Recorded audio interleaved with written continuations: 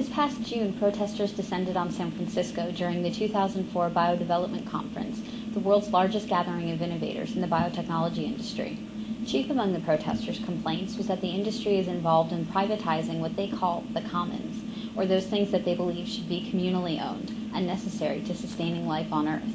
The Take Back the Commons website lists these as air, water, shelter, food, energy, biodiversity, multiculturalism, the human genome, pink hearts, yellow moons, orange stars, green clovers, blue diamonds, and purple horseshoes. Bureaucrash activists initially went to San Francisco to expose this idiocy, posing as members of the satirical group Progressives Against Progress. Along the way, they were able to get up close and personal with some of the socialists and learn what goes on inside the statist mind. Why is there a mutant in your sandwich? This is like a representation of, like a visual representation of what really is in the food that you can't see, you know, and a lot of, like we said, you know, you're talking 70% at least of processed foods, and that's what, like, a lot of most Americans will be eating. You know, like, what is that going to be in the long run? It's yummy, right? Great, okay. What are you doing here? I'm here to protest the modification of organic foods. And what's the problem with that? Well, the problem that I have with it is that most things that humans have created have failed, and I don't see why this should be any different. What are you out here for today? We're out here to help keep the protesters safe. Okay. Are you guys with legal? We're with medical. With medical, very good. We're with the Bay Area Radical Health Collective. Okay. And we do protest street medicine. We help keep people safe. We're a collective of health professionals. Okay. As far as, this is kind of relevant for you guys today, I guess, because it's a protest about medicines and stuff.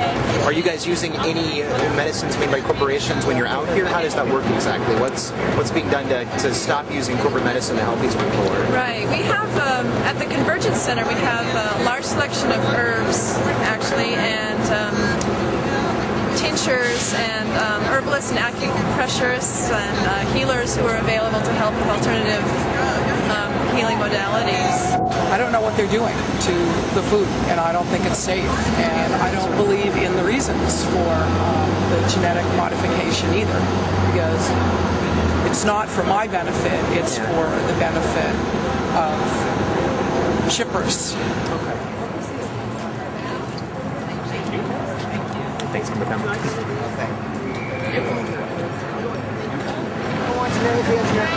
We don't want genetically engineered drugs. Check your conscience at the gate! Stuff on the street here goes, is that the kind of thing you guys would use if people get injured, and, you know, as far as first aid and stuff like that? Or? Yeah, we have flower essences available, rescue remedy, things like that.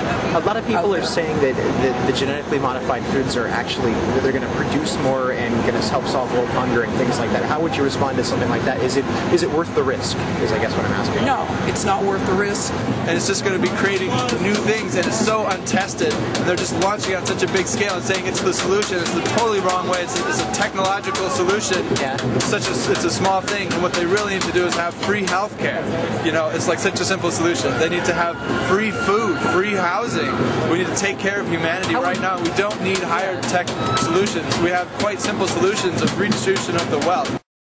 Even with overwhelming police presence, the protesters eventually got their way during the final day of the event, taking over several intersections, briefly blocking traffic into the conference, and accosting conference attendees and anyone else in a suit as they tried to make their way through.